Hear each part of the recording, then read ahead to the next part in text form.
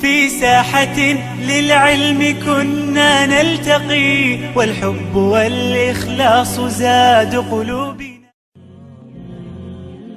Rasulullah ﷺ is speaking to these men. He says to them that there's going to come a time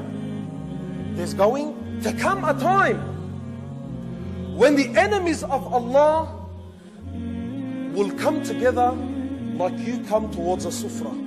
He says they will come like you go towards the sufra, and they will sit, and the conversation will be, you take this part of the ummah and you take this part of the ummah, and I'll do this with that, and I'll do. So the companions were amazed.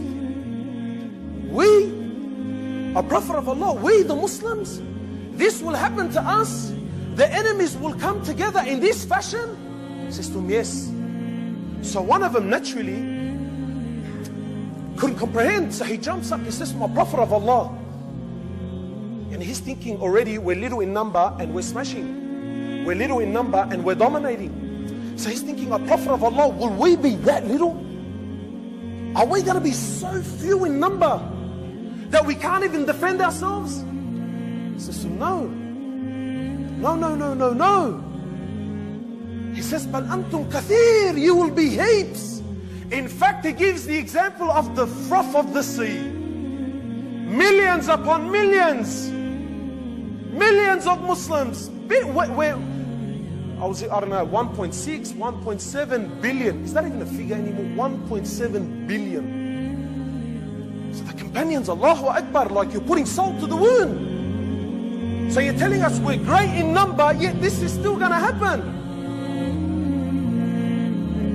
Asked, why, O Prophet of Allah, why is this going to happen? He says to him, because verily wahan will enter the heart. So this word wahan is not an Arab term. So the companions looked at each other and said to my Prophet of Allah, what is wahan? What's this wahan that you're referring to? He says to him, hubb ad-dunya wa karahiyatul maut. When this quality enters your heart, when you love this world and what it contains, and you cannot even bear the thought of death, your enemy will do this to you. Yani if wallahi, sometimes I think this hadith came out last week. It's not 1400 years old. It's so relative. It's almost like Rasulullah ﷺ said it a week ago. He says, because the quality of wahan will enter the heart. You will love this world and you will hate to die. My brothers, the love of this world is crippling this ummah. It's crippling us. We have forgotten Allah and His Prophet. This heart, my brother, is crying for Allah. This heart is crying for Allah. But we're drowning it with the love of this world. He sallallahu alayhi wa sallam, he says in the authentic hadith, he says, وَالَّذِي نَفْسِي بِيَدِهِ. Look how it starts. Rasulullah sallallahu alayhi wa sallam is taking oath by Allah. He says, by the one whom my life is in his hands. Does Rasulullah sallallahu alayhi wa sallam need to take an oath? Does he? Does he need to say to me, wallahi, this? No. He says, وَالَّذِي نَفْسِي بِيَدِهِ لَتَأْمُرُنَّ بِالْمَعْرُوفِ وَلَتَنْهَوُنَّ عَنِ الْمُنْكَرِ. He says, you will enjoy good and you will forbid that which is evil, meaning da'wah. You will get out there, you will be active, you will be talking about Allah, you will be talking about the humility of this world, you will be talking about death, you will be talking about His Prophet, you will give da'wah, you will stop that which is wrong, you will enjoy that which is good.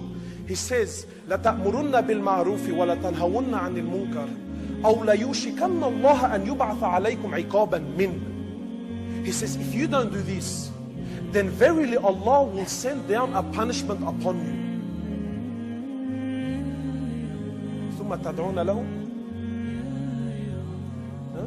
فَلَا يَسْتَجَابُ لَكُمْ. He says, and when this punishment will come upon you, you will raise your hands to make dua to Him, and Allah will not accept your dua.